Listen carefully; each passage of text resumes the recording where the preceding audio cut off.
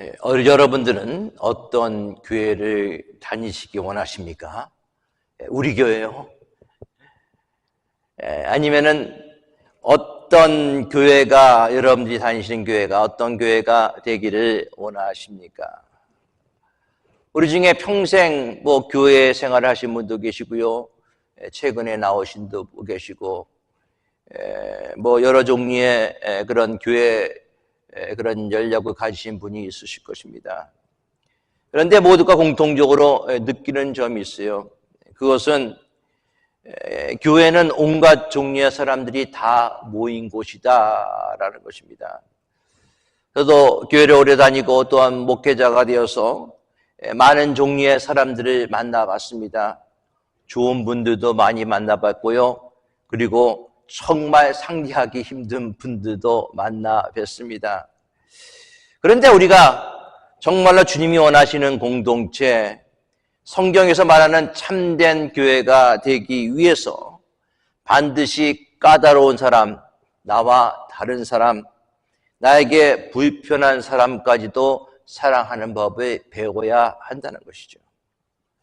왜냐하면 크리스찬 공동체의 가장 중요한 특징이 하나가 서로가 하나 되어서 사랑을 실천하기 때문에 그렇습니다.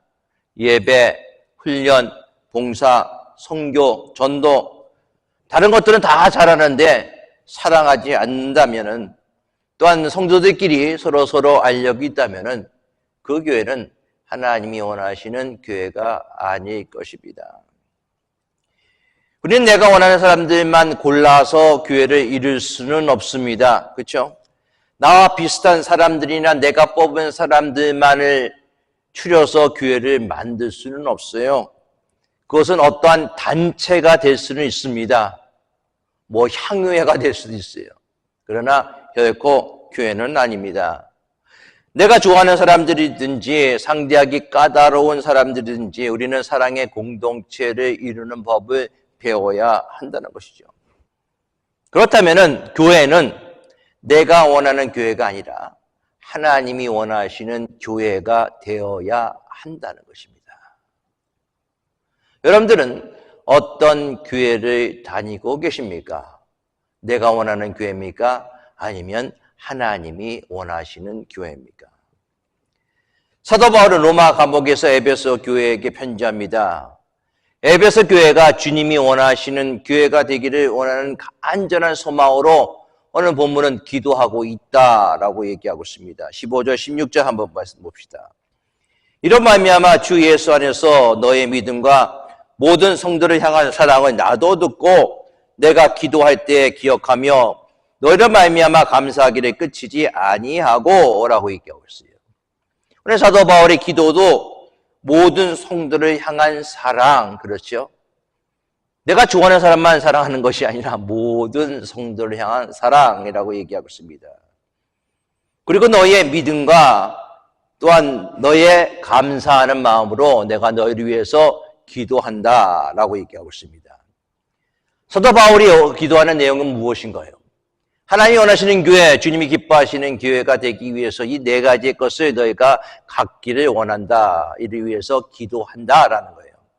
그렇다면 주님이 원하시는 교회가 되기 위해서 우리가 꼭 가져야 될 네 가지는 무엇인가요? 첫째로, 주님이 원하시는 교회가 되기 위해서 우리는 하나님을 더 깊이 알아가야 된다는 것입니다. 당연한 소리죠. 그렇죠? 17절 말씀 봅시다. 우리 주 예수 그리스도의 하나님 영광의 아버지께서 지혜와 계시의 영을 너희에게 주사 하나님을 알게 하시고. 여러분들에게 묻습니다. 누군가 여러분들에게 다가와서 이렇게 질문합니다. 당신은 하나님을 알고 계십니까? 라고 묻는다면 어떠한 대답을 하시겠습니까? 네 가지의 보기를 드릴 테니까는 여러분들 하나 한번 골라보세요. 첫째, 네, 나는 하나님을 알고 있습니다. 둘째, 네, 나는 하나님을 모르겠습니다. 자, 세 번째, 나는 하나님을 아는 것 같기도 하고 모르는 것 같기도 합니다. 네 번째, 네, 나는 하나님을 다 잘 알지는 못하지만은 하나님에 대해서 계속 알아가기를 원합니다. 여러분들의 답은 어느 것입니까? 우리가 교회를 오래 다니다 보면요, 하나님에 대해서 우리가 아는 것처럼 느껴요. 왜? 설교 말씀을 많이 들어왔기 때문에. 그래서 적어도 성경은 읽어봤기 때문에 하나님에 대해서 친숙하고 하나님에 대해서 안다라고 생각합니다. 그러나 그렇지 않을 경우가 많이 있다는 것이죠. 하나님에 관해서 아는 것, 다시 한번 말씀드릴게요. Knowing about God, 하나님에 관해서 아는 것과 하나님 아는 것, knowing God 하고는 큰 차이가 있다는 것입니다. 하나님에 관해서 아는 것은 마치 다른 사람이 나에게 준 인포메이션 아니면 내가 봐서 받은 그런 정보를 근거해서 아는 것이죠. 자, 한번 제가 말씀드리겠습니다. 1971년 미국 서부 올림픽 산맥에서 진눈깨비를 뚫고 산을 오르며 사색에 빠진 16살 소년이 있었습니다. 컴퓨터라는 새로운 세계에 깊이 빠져있던 학생이었는데 그는 발밑을 주시하면서 묵묵히 걸으면서 머릿속에 컴퓨터 프로그램 코드를 떠올렸습니다. 이 학생의 이름은 빌 게이츠입니다. 제가 이런 내용을 어떻게 알았을까요? 금년 2월 달에 빌 게이츠가 70을 맞이하면서 자서전을 냈습니다. 그 자서전 이름이 바로 소스 코드라는 그런 자서전인데 그 자서전에 나온 내용이에요. 그 내용이 보면 이런 내용들이 나오고 있습니다. 자, 저는 빌 게이츠에 대해서 그가 어디에서 태어나고 어떻게 마이크로소프트를 창립했고 또한 지금 무엇을 하고 있고 나이가 몇 살인고 라는 그런 것들을 알고 있습니다. 그러나 제가 빌 게이츠하고 친분이 있을까요? 빌 게이츠를 알고 있다 하지만은 빌 게이츠를 잘 모른다는 거예요. 저는 한 번도 그를 만나본 적도 없고 대화를 한 적도 없습니다. 그런 의미에서 빌 게이츠에 대해서 알지 못한다는 거예요. 빌 게이츠를 잘 알려면 그와 만나야 됩니다. 그와 대화 나눠야 됩니다. 지속적인 교제가 필요합니다. 하나님에 대한 암도 마찬가지의 모습이라는 거예요. 하나님은 전능하시고 하나님은 천지를 만드시고 하나님은 어디에도 계신다 정도의 알을 이야기하는 것이 결코 아닙니다. 실제적인 나의 삶의 현장에서 인격적인 하나님을 만나고 그 하나님과 교제하고 하나님과 더불어 살아가게 되는 그런 알을 이야기하고 있다는 것이죠. 그런 하나님을 여러분들 알고 계십니까? 하나님은 우리가 하나님에 대해서 더욱더 많이 알기를 원하십니다. 호세아 6장 3절 말씀은 이렇게 말씀합니다. 우리가 여호와를 알자, 힘써 여호와를 알자라고 얘기하고 있어요. 호세아 6장 6절 말씀에 나는 인애를 원하고 제사를 원치 아니하며 번제보다 하나님을 아는 것을 원하노라 라고 얘기하고 있어요. 하나님은 오늘도 우리가 하나님을 아는 것을 원한다는 거예요. 여러분들 우리 인간에 있어서 큰 죄가 뭔지 아십니까? 바로 하나님을 모르는 거예요. 이 세상의 비극은 바로 여기에 있습니다. 지식이 없어서가 아닙니다. 물질이 풍요롭지 못해서가 아닙니다. 하나님을 알지 못하는 것이 바로 비극이라는 거예요. 과학은 발달되고 있습니다. AI가 또한 챗 GPT 하면서 모든 인포메이션들이 우리에게 수많은 정보들을 쏟아놓고 있습니다. 그러나 그런 가운데서 우리가 하나님에 대해서 알미 점점점 없어지고 있다는 것이죠. 여러분들 유튜브 많이 보십니까? 유튜브를 틀고 나면은 각종 인포메이션 정보들이 여과 없이 우리에게 다가오고 있습니다. 건강, 요리, 자기개발, 좋은 걸. 한 번은 제 자동차에 고칠 것이 있었어요. 유튜브로 틀어보니까는 어떻게 자동차를 스스로 고칠 수 있는가라는 것이 나오더라고요. 그거 보고 난 다음에 자동차를 고친 적이 있었습니다. 내가 원하는 정보, 내가 관심 있는 것들 하루 종일 유튜브를 통해서 여러분들 볼 수가 있습니다. 그런데 하나님을 아는 시간은 별로 투자하고 있지 않다는 것이죠. 그저 주일날 한 번 설교 듣는 것으로 내가 하나님을 안다라고 생각하는 경우가 상당히 많이 있습니다. 성경 공부요? 할 시간 없습니다. 일 끝나고 난 다음에 육신이 피곤합니다. 기도 모임이요? 더욱더 관심 없습니다. 나무 위에 중보하며 기도할 시간도 없고 저녁에 나가서 기도할 만한 그런 마음적인 여유도 없습니다. 전도요? 어린 반푼어치도 없는 그런 소리미.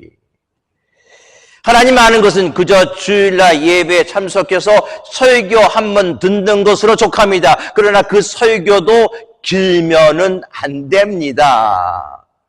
20분, 25분 이상 넘기면은 짜증나기 때문에 그렇습니다.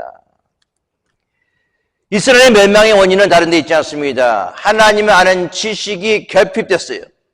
그런 모습은 이 시대에만 해당되는 것이 아니라 그 시대에만 해당되는 것이 아니라 어느 시대에든지 하나님을 아는 지식이 없으면 망한다는 사실을 분명히 알 수 있기 바라겠습니다. 암흑시대인 사사시대도 그랬어요. 사사기 2장 10절 말씀에 보면은 그 시대의 멸망 원인에 대해서 이렇게 얘기합니다. 그 세대의 사람도 다 그 조상들에게 돌아갔고 그 후에 일어난 다른 세대는 여호와를 알지 못하더라라고 얘기하고 있습니다. 여호수아 세대는요, 광야 생활과 가나안 정복을 거쳐서 하나님인 살아계신 하나님을 직접적으로 체험하였습니다. 그러나 그 다음 세대들, 가나안 이후에 정착한 세대들은 하나님을 알지 못했기 때문에 바로 우상 숭배에 빠져버렸다는 사실을 우리는 잘 알고 있습니다. 구약시대나 신약시대나 오늘이나 우리가 살아가는 이 시대도 똑같다는 거예요. 하나님을 아는 지식이 없기 때문에 서로들 자기의 의견, 자기의 목소리를 높이고 있습니다. 심지어는 교회에서조차도 목사라는 사람들조차도 직분자라는 사람들조차도 내가 하나님을 안다 하지만 그 아는 것은 지식적인 알미고 삶의 알미 아니기 때문에 교회가 힘들고 교회가 어려워지고 있다는 것입니다. 그런데 문제는요, 하나님을 아는 게 쉬운가? 쉽지 않습니다. 우리의 인간의 노력으로는 불가능해요. 신학을 영어로는 theology라고 얘기합니다. 앞에 있는 theo는 가스다라고 했습니다. 즉 하나님에 대한 학문이라고 얘기할 수가 있죠. 아무리 신학 박사를 3개, 4개, 5개, 6개 받는다 하더라도 하나님에 대해서 알까요? 완전히 알까요? 아니에요. 하나님에 대해서 완전히 알 수는 없습니다. 자기가 남들보다도 더 뛰어난 지식을 가지고 있을지언정 그가 하나님에 대해서 모든 것 다 안다라고 이야기할 수는 없는 거예요. 그렇다면은 하나님에 대해서 우리가 어떻게 할 수 있는가? 사도 바울은 고린도전서 2장 13절 말씀에 이렇게 얘기합니다. 우리가 이것을 말하거니와 사람의 지혜가 가르친 말로 아니하고 오직 성령께서 가르친 것으로 하니 영적인 일은 영적인 것으로 분별하느니라. 영적인 진리는 오직 성령의 가르침으로 가능하다는 거예요. 오늘 본문에서도 지혜와 계시의 영이 우리에게 임해야만 하나님에 대해서 우리가 바로 알 수가 있다는 것입니다. 더 쉽게 얘기하면 성령 받아야 하나님을 알 수 있습니다. 지혜의 영, 계시의 영, 성령을 받아야 하나님을 알 수 있습니다. 성령을 받고 뭐가 열려야 돼요? 우리의 영안의 눈이 열려야지만 되는 것입니다. 우리를 하여금 신령과 그것을 깨닫고 알 수 있기 위해서는 우리의 영안의 눈이 열려야 돼요. 영안이 눈이 열려야 영적인 세계를 볼 수 있습니다. 영안이 열려야 하나님의 나라를 볼 수가 있습니다. 하나님을 느낄 수가 있고 하나님을 만질 수가 있습니다. 영안의 눈이 열리면 믿음의 눈이 열릴 수 있습니다. 이전에 보지 못했던 것을 볼 수가 있습니다. 그러므로 믿음의 눈이 열리면은 여러분들 지금보다 다른 삶을 살아갈 수가 있어요. 성령께서 우리의 영안의 눈을 열어주셔서 우리가 신령한 것을 보고 깨닫고 하나님께서 보여주신 것을 따라 살 때 우리의 삶이 바뀌게 되어져 있는 것입니다. 성령께서 우리의 눈을 열어주시면 우리는 상황 속에서 어떠한 상황 속에서도 하나님의 섭리와 하나님의 일하시는 것을 우리가 깨달을 수가 있어요. 바로 그때 하나님에 대해서 알 수 있는 것입니다. 사랑하는 성도 여러분, 성령님이 여러분들 영안의 눈이 다 열리시기를 예수 그리스도의 이름으로 축원합니다. 두 번째로 성도가 알아야 될 것은 무엇인가? 하나님의 부르심의 소망이 무엇인지 알아야 된다는 거예요. 18절 말씀입니다. 너의 마음의 눈을 밝히사 영안이 밝혀지는 거예요. 그의 부르심의 소망이 무엇이며 영안의 눈이 열리면 하나님이 나를 부르신 목적이 무엇인가라는 것을 알 수가 있어요. 하나님 여러분들을 부르셨습니다. 믿으십니까? 이 확신을 가질 수 있기 바라겠습니다. 지난주에 봤던 에베소서 1장 4절과 5절 말씀 다시 읽습니다. 곧 창세전에 그리스도 안에서 우리를 택하사 우리로 사랑 안에서 그 앞에 거룩하고 흠이 없게 하시려고 그 기쁘신 뜻대로 우리를 예정하사 예수 그리스도로 말미암아 자기의 아들들이 되게 하셨으니. 하나님이요, 여러분들을 갑자기 부른 게 아니에요. 창세전부터 선택해 주셨습니다. 하나님의 기쁘신 뜻대로 예정하셨어요. 우리가 오늘 이 자리에 모여서 예배하는 것도, 여러분들이 하나님의 말씀을 듣는 것도 우연히 일어난 것이 아니라 하나님의 뜻하심을 있음을 믿으시기 바라겠습니다. 내가 내 부모 밑에서 태어난 것도요, 하나님의 뜻하심이고요, 나의 지금 형편도, 내가 지금 하는 일도 다 하나님의 부르심 가운데 일어났음을 믿으시기 바라겠습니다. 하나님이 부르신 목적이 무엇인가요? 고생시키려고요? 아닙니다. 하나님의 부르심은 소망 있는 부르심입니다. 그래서 오늘 본문에 부르심의 소망이라고 얘기하고 있어요. 우리의 삶은요, 소망과 절망이 동전 앞뒤의 모습하고 같아요. 같이 아주 붙어 다닙니다. 오르막이 있으면 내리막이 있고요, 얻는 것이 있으면 잃은 것도 있습니다. 이것이 인생입니다. 신앙도 그렇습니다. 하나님의 바람은 소망과 기쁨이 막 넘치지만, 그러나 나의 삶 가운데 어려움이 있게 되면은 내가 절망하고 좌절하게 됩니다. 여러분들, 우리가 인생을 살아갈 때 어떤 어려움과 어떤 환난이 우리에게 닥칠 수가 있어요. 그러나 그때 절망하지 않기 바라겠습니다. 사도 바울은 로마서 5장 5절 말씀에 이렇게 증거하고 있습니다. 소망이 우리를 부끄럽게 하지 아니함은 우리에게 주신 뭐요? 성령으로 말미암아 하나님의 사랑이 우리의 마음에 부은 바 됨이니라고 얘기하고 있어요. 소망을 확신하고 기다리면 어떤 상황에서도 좌절하지 않냐고 절망하지 않습니다. 하나님의 약속의 말씀을 신뢰하고 끝까지 믿음으로 나아갈 수 있는 여러분들의 모습 될 수 있게 바라겠습니다. 지금은 우리가 원하는 바, 우리가 기대하는 바 이루어지지 않았지만은 하나님께서는 약속을 신실하게 지키실 분이라는 사실을 믿으시기 바라겠습니다. 내가 기대하고 내가 원하지 않는 일이 지금 일어나지 않다 하더라도, 왜 그렇게 됐는가 이유는 몰라도 약속을 의지하고 살아갈 때 소망이 있는 거예요. 여러분들 기대에 못 미치는 것들이 있습니다. 자녀가 그럴 수가 있고요, 교회 목사님과 교회 장로님, 그분 때문에 낙심하고 실망하는 분도 계실 것입니다. 여러분들의 배우자 때문에 낙심하고 실망하는 사람들도 있을 것입니다. 그러나 여러분들의 시선이 하나님의 약속에 있기를 바라겠습니다. 하나님의 약속을 바라보게 된다면 하나님의 모든 뜻하신 바가 있음을 믿고, 하나님의 섭리가 그 자리에 있음을 믿고, 어떤 경우에도 소망을 이루시는 하나님의 사실을 믿고 나아가면 여러분들 넉넉히 이길 줄 믿습니다. 성경은 우리에게 이렇게 얘기합니다. 우리가 선을 행하되 낙심하지 말지니 포기하지 않으면 때가 이름에 뭐라고요? 거두리라.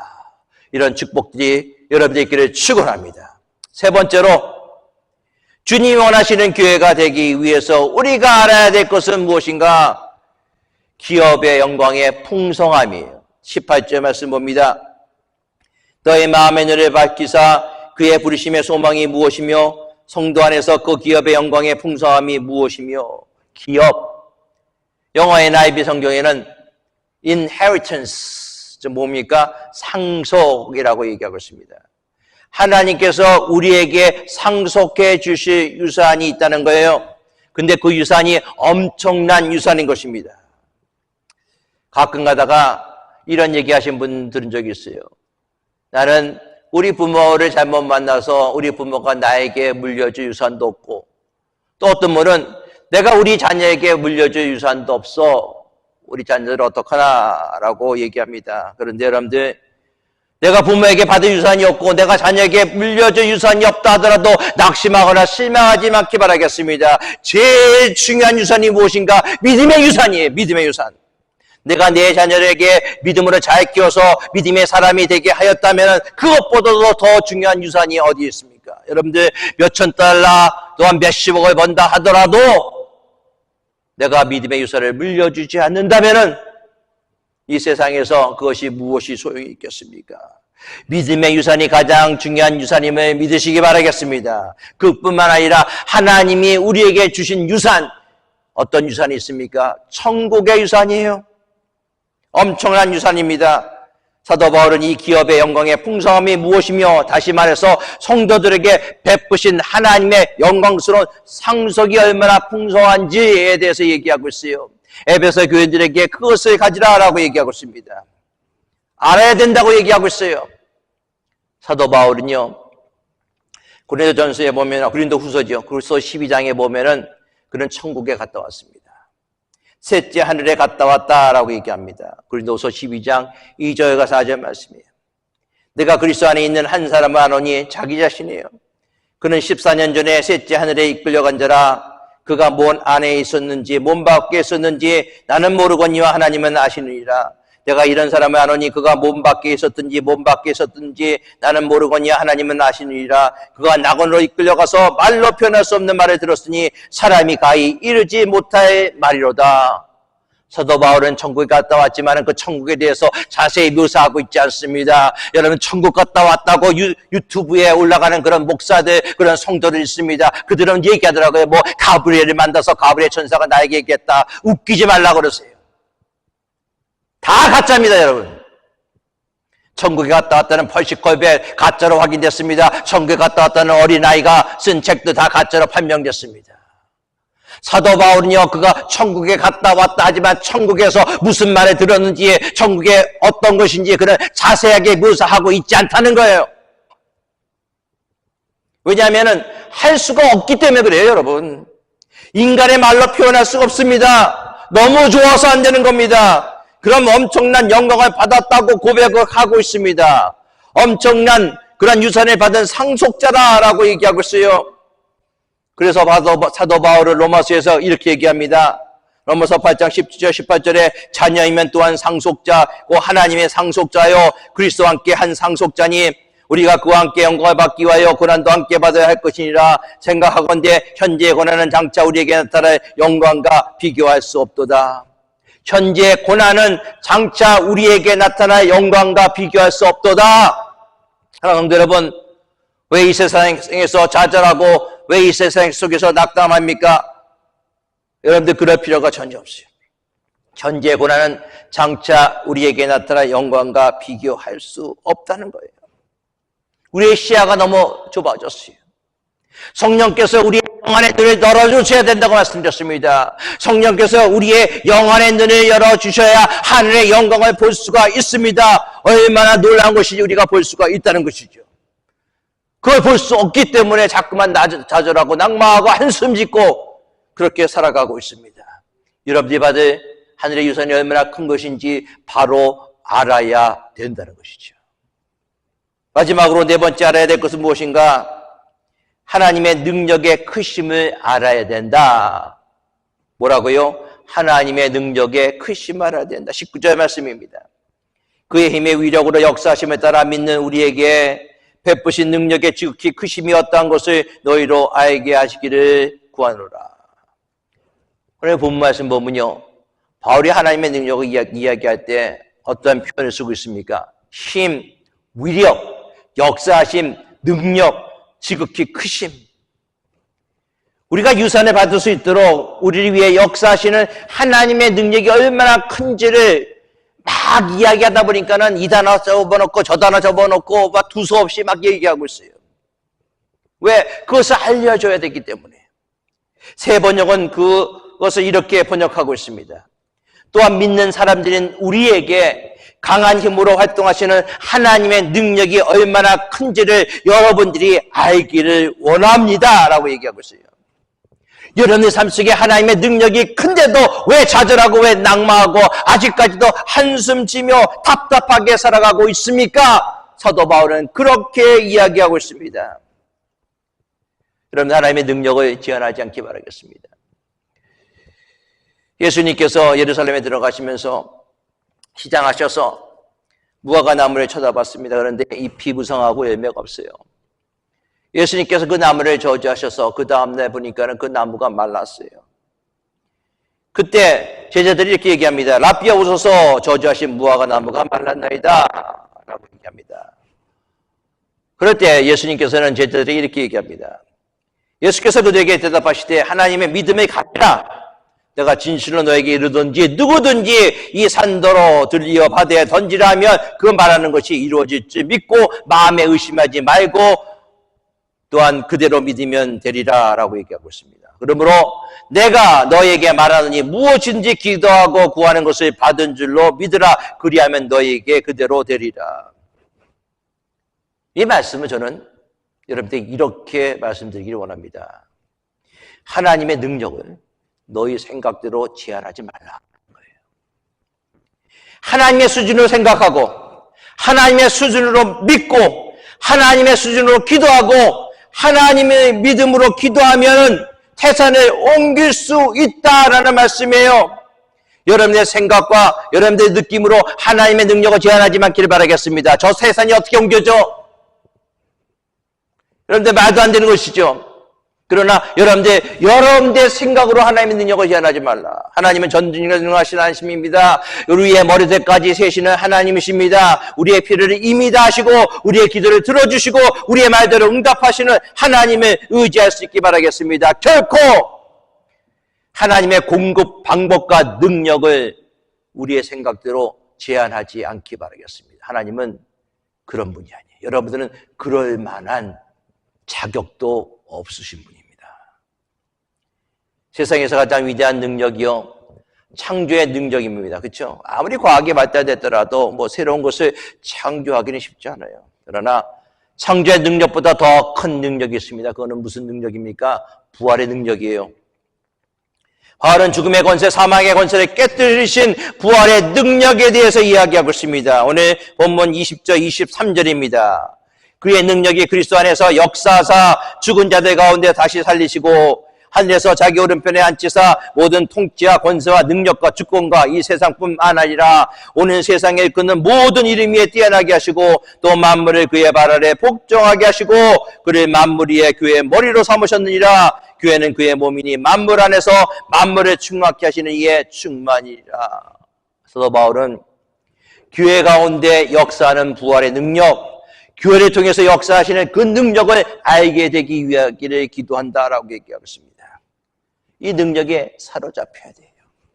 그래야지만 하나님께 쓰임받을 수 있습니다. 그것을 알게 되기를 원한다 하면서 부활하시고 승천하신 주님께서 교회의 머리가 되셔서 교회를 통해서 만물 가운데 하나님의 뜻을 이루고 선포하고 계시다라고 얘기하고 있습니다. 초대교회요. 많은 교회들이 그렇게 얘기합니다. 초대교회로 돌아가자. 얘기하고 있어요. 그렇죠? 그것은 초대교회의 그 능력, 초대교회의 그 하나님의 역사하심에 대해서 돌아가자라고 얘기했는데 초대교회는요, 미미하고 작은 교회입니다, 여러분. 우리가 베드로가 설교할 때 5,000명이 하나님을 믿고 죽게 돌아오는 그런 역사만 봤지, 여러분들 바울이 전도했던 모든 교회들은 작은 교회입니다. 가정교회예요. 여러분들이 생각하는 그런 대형교회 모습이 아닙니다. 가정에서 몇몇 사람들이 예배드리는 그것이 교회의 모습입니다. 미미한 공동체였습니다.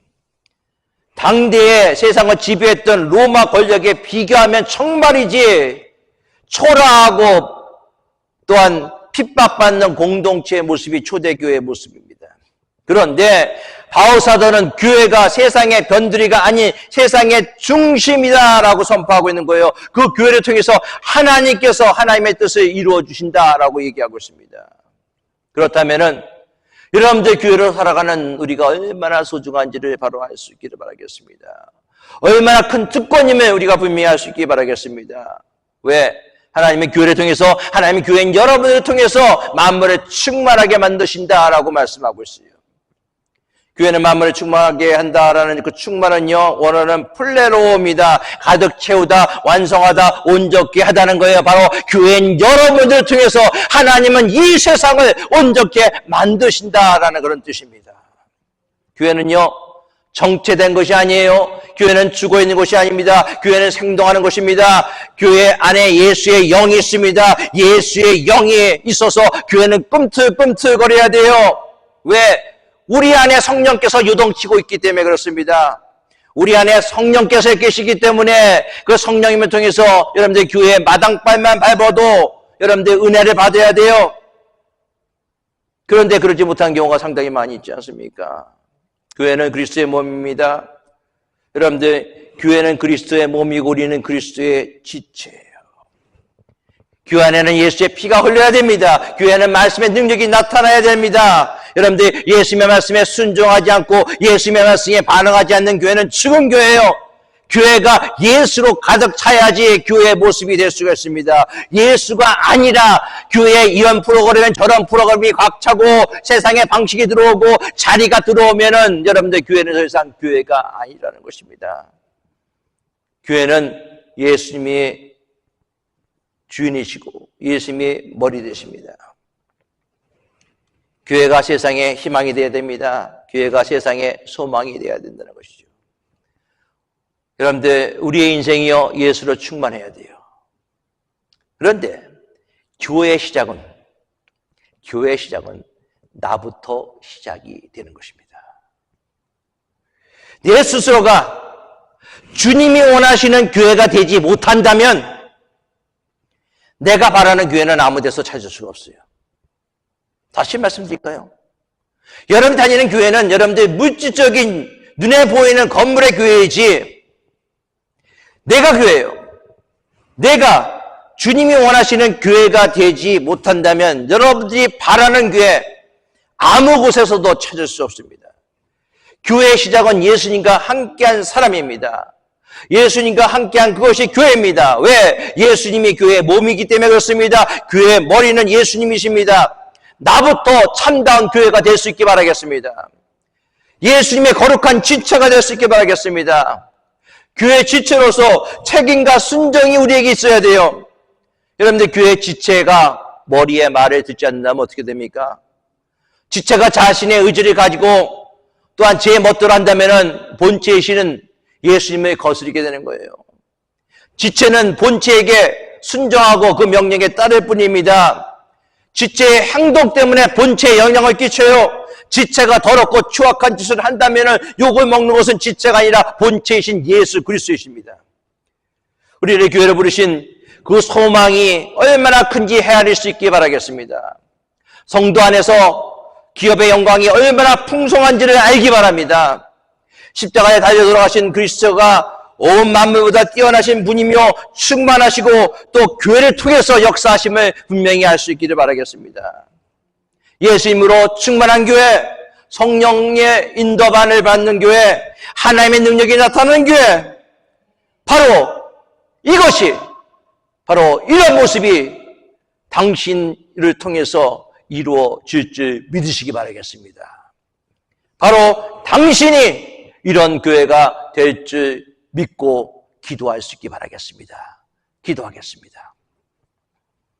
성령의 역사가 나타나는 교회, 하나님의 임재가 있는 교회, 영안이 열리고 성령으로 말미암아 하나님의 찬양하는 교회, 또한 하나님의 능력이 나타나는 교회, 이 교회가 바로 나인 줄 믿습니다.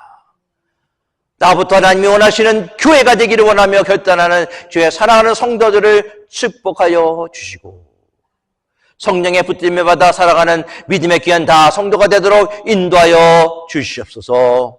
우리 주 예수 그리스도의 이름으로 기도드리옵나이다. 아멘.